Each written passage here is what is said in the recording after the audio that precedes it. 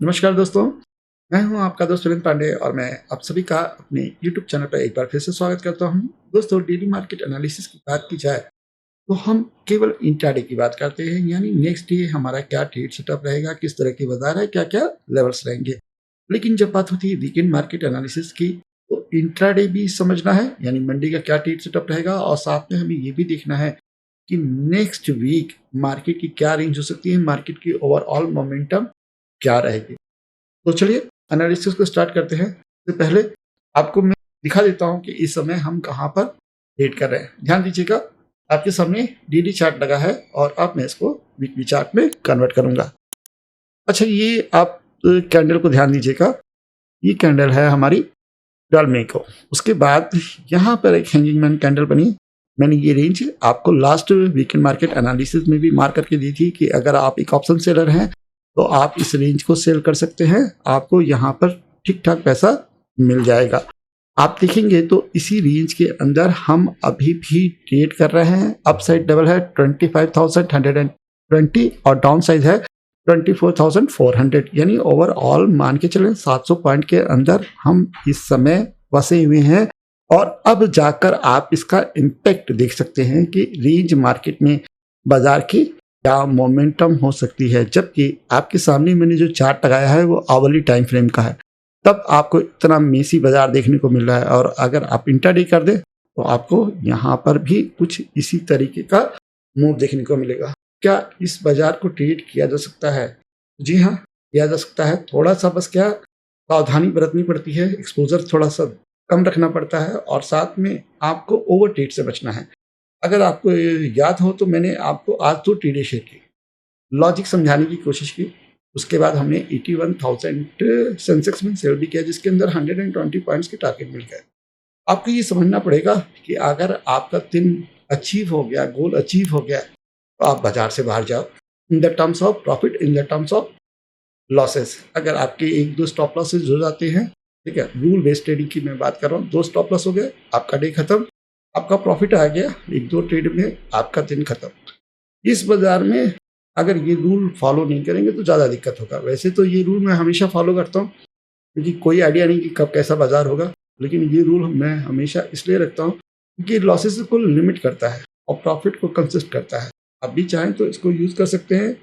मैं सिर्फ समझाने की कोशिश कर रहा हूँ किस तरह से आप बाजार में सर्वाइव करें। अगर हम सिर्फ लॉजिक्स की बात कर लें तो हमें मालूम है कि हम 30 टू 45 मिनट के बाद ट्रेड प्लान करेंगे। अपसाइड ब्रेक होगा तो हम लॉन्ग करेंगे और डाउन साइड ब्रेक होगा हम शॉर्ट करेंगे। यहाँ पर देख लीजिए 45 मिनट की रेंज ब्रेक हुई है, ठीक है, 10:05 में, और ये आपको एक ट्रेड मिला है। उसके बाद बाजार यहाँ पूरा दिन रेंज के अंदर रहा।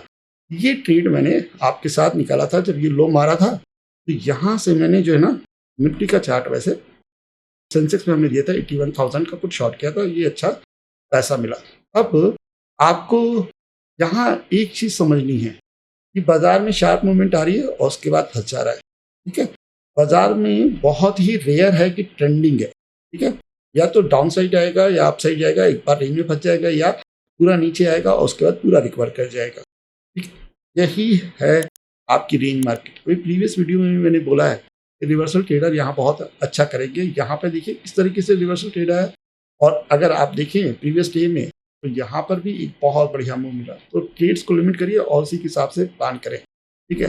पोस्ट मार्केट के हिसाब से अगर मैं लेवल्स की बात करूँ तो मैं आपको यहाँ पर 24,900 का लेवल दे रहा हूँ।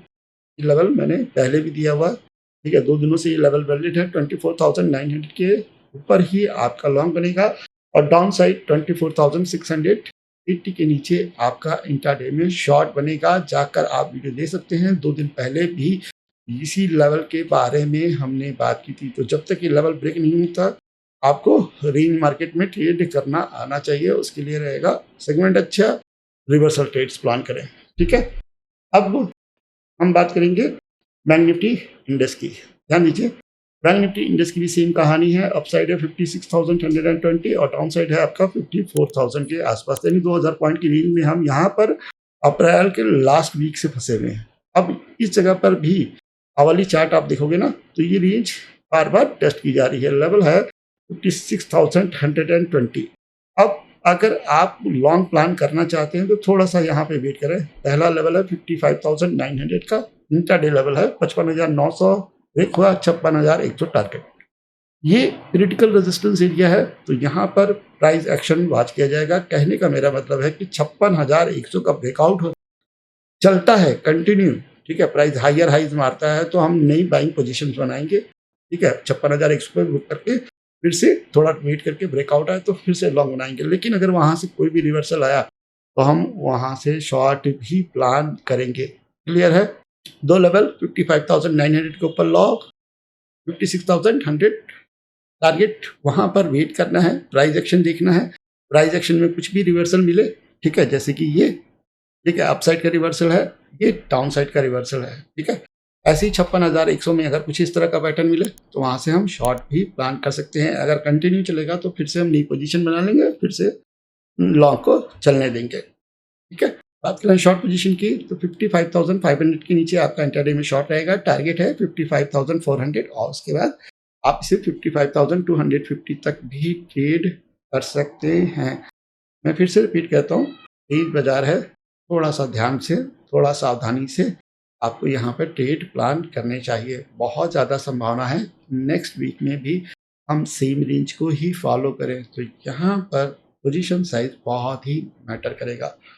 रेंज बाजार में आपको बता नहीं सकते, लेकिन हाँ बस इतना मैं कह सकता हूँ कि निफ्टी जिस तरीके से कंसोलिडेट कर रहा है ना डेली टाइम फ्रेम में, जब भी ये ब्रेक होगा ना, ठीक है, आपको काइंड ऑफ फ्लैग पैटर्न देखने को मिलेगा। जब भी ये लेवल निकालेगा 25,100, ये सीधा 26,200 जाएगा और वो टाइम रहेगा बहुत बड़े ट्रेड्स प्लान करने के लिए, बहुत बड़ा पैसा बनाने के लिए। इसी नोट पर आज का वीडियो मैं यहीं पर क्लोज करता हूँ। Thank you.